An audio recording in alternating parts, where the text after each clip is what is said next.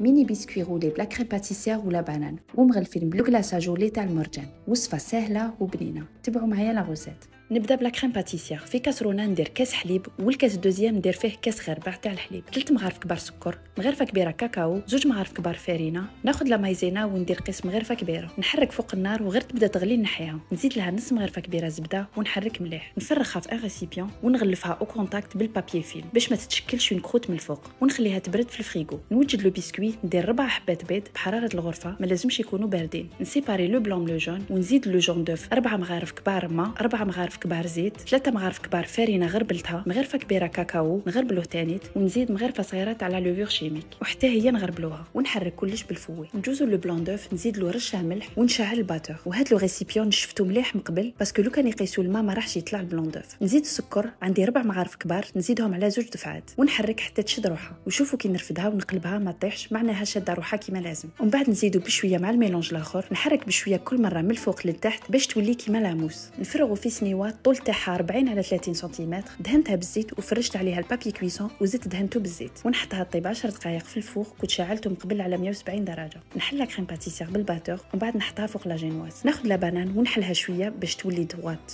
ومن بعد نحطها على الطرف ونقسم بالموس هكذا بالطول، ومن بعد نزيد نقسم بالعرض ونروليهم كامل هكذا غير بالعقل. نجوزو دركا لو كلاصاج، ناخذ اون تابليت تاع لو كلاصاج ولي المرجان ندوبها، ومن بعد نكلاسيهم هكذا حتى يتغلفوا كامل ونخليهم يتجمدوا، وهذا هو الشكل النهائي تاعهم. مع المرجان ديما فرحان.